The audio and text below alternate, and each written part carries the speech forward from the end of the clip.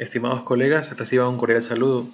Mi nombre es Francisco Cuello Salguero y el día de hoy revisaremos en conjunto el artículo denominado Optimal Planning of Loop-Based Microgrid Topology.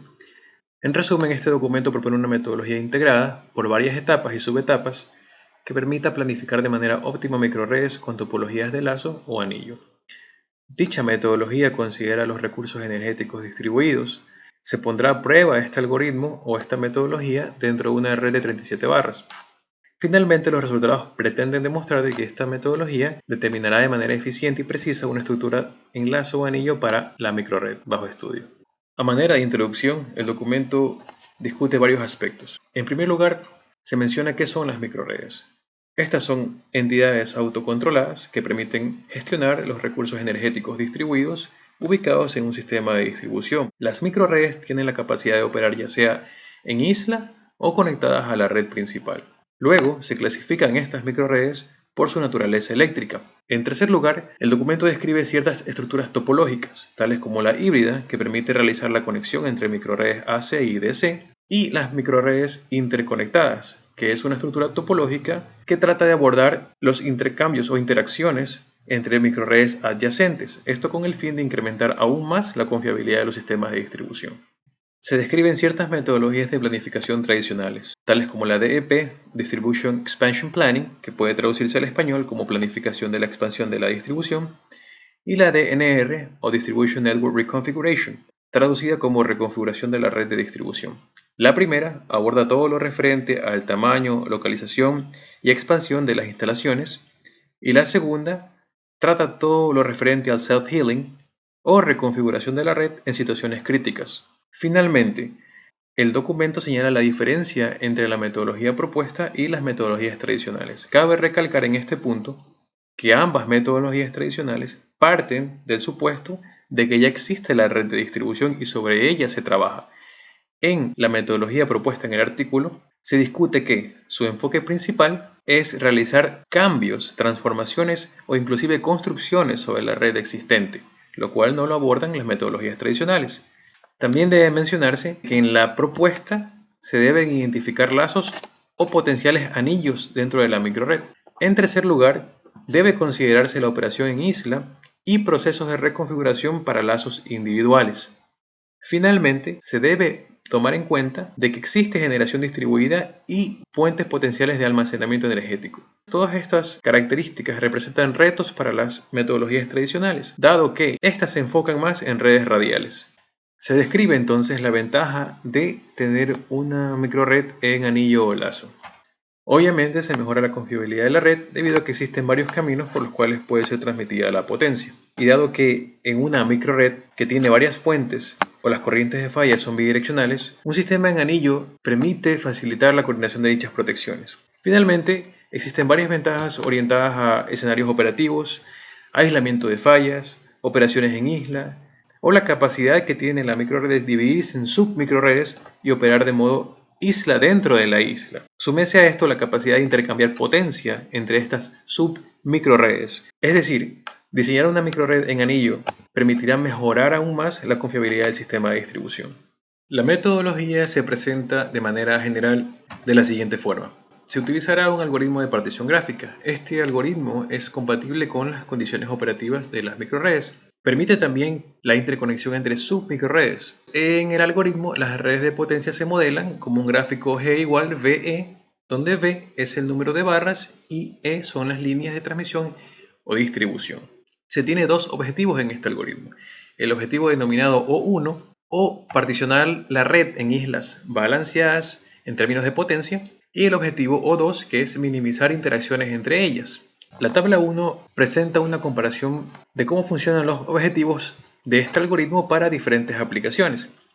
La aplicación B es un problema de comunicación. En el mismo, el objetivo 1 balancea la carga de comunicación de cada subred y el objetivo 2 minimiza la intercomunicación entre estas subredes. Para el problema D, que es el foco del estudio de la metodología propuesta, el objetivo 1 balanceará la carga, generación y la capacidad de almacenamiento dentro de cada lazo, mientras que el objetivo 2 reducirá o minimizará las interacciones potenciales entre lazos. Tal y como se observa en la figura, el algoritmo de partición gráfica tomará los datos tal y como se muestran a la izquierda y los convertirá en este caso en 4 subgráficos interconectados entre sí. Se resume entonces que el objetivo 1 tratará de agrupar carga y generación, mientras que el objetivo 2 tratará de interconectar estos grupos o estos clusters a través de la menor cantidad de líneas o interconexiones posibles. Una vez revisado el método general utilizado en la propuesta, es conveniente entrar en detalle en ella. Consta de 2 grandes etapas. La primera denominada planificación de topología de anillo utilizando partición gráfica, y esta a su vez se divide en 3 subetapas.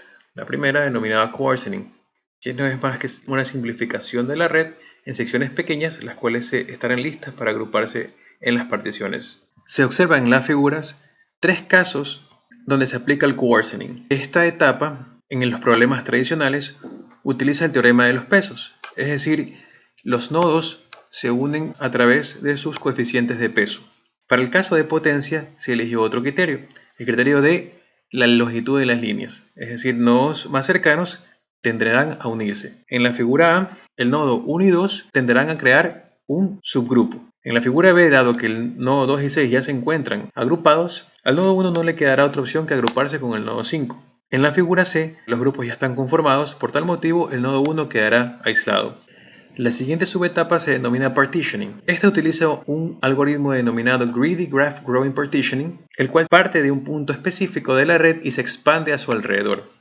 Convenientemente, se puede seleccionar un recurso energético distribuido para utilizar este algoritmo. Recordemos que dentro de la red nuestro objetivo es particionar la misma alrededor de estas fuentes de generación y almacenamiento con el fin de tener un mejor balance de potencia. La última subetapa se denomina un coarsening and refinement. La red vuelve a su estado original. Todos los grupos formados se disuelven. En este estado se utiliza el algoritmo de kerning and link, el cual realiza permutaciones entre los nodos que se encuentran en los bordes de las particiones. En los problemas tradicionales, el objetivo es reducir los pesos de estas interconexiones. En el problema de potencia, la modificación que realizaron los autores corresponde o tiene como objetivo balancear carga y generación dentro de cada partición. La segunda etapa de la metodología se denomina diseño y estructura en anillo de forma individual. Esta tiene como objetivo, una vez realizadas las particiones, diseñar de manera óptima los lazos dentro de cada una de ellas. Para este fin se utiliza programación entera lineal. En este sistema de ecuaciones, I y J representan los nodos padre e hijo en la línea IJ. La variable alfa es la variable de decisión binaria que puede ser 1 o 0. La variable C y J representa el peso de la línea. En este caso, para el problema de potencia es la longitud de la línea IJ. Si se observan las restricciones que se aplicarán a la función a minimizar, se verifica que K define el límite de nodos padres e hijos dentro de un lazo. Como se puede apreciar en la figura, la sumatoria de las variables de decisión a partir de un nodo no deberá superar el valor de K. La segunda restricción tiene que ver con los límites.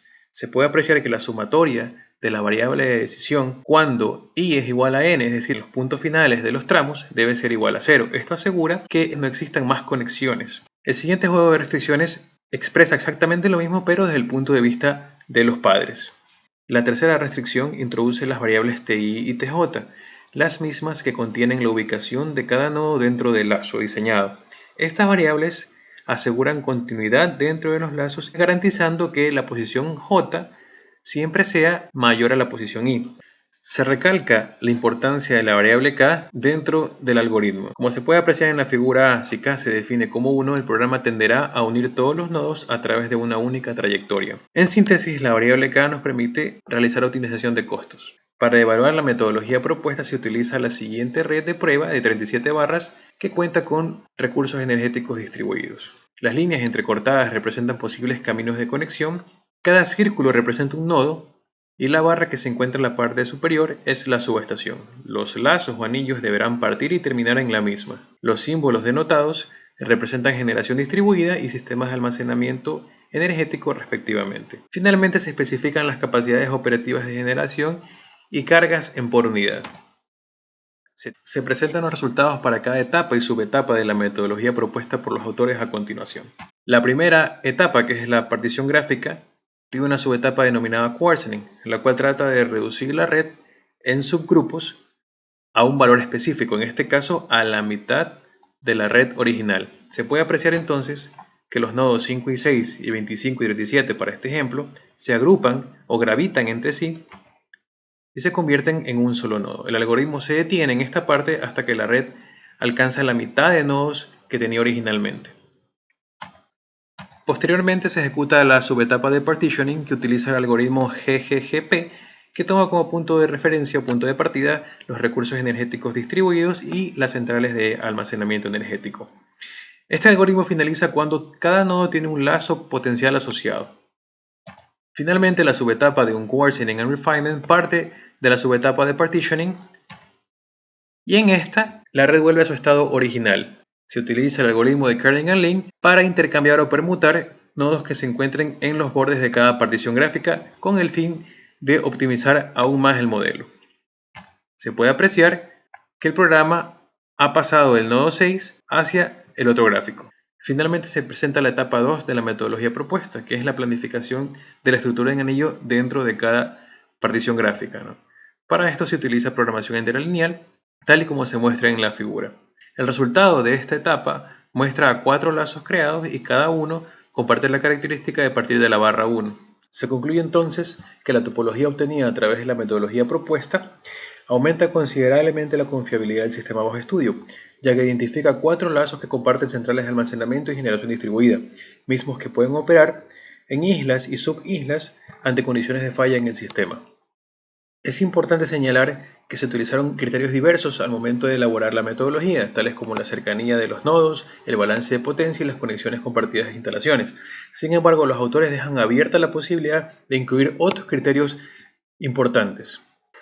Si se analiza el entorno nacional, no es recomendable utilizar la metodología propuesta, ya que los pocos sistemas que manejan energías renovables dentro del país lo hacen de manera radial e inclusive solo se utilizan como complemento de los sistemas tradicionales. Finalmente, y como punto muy importante, ciertos estándares que deben ser considerados en el diseño de microredes aún se encuentran en su etapa de desarrollo. Muchas gracias.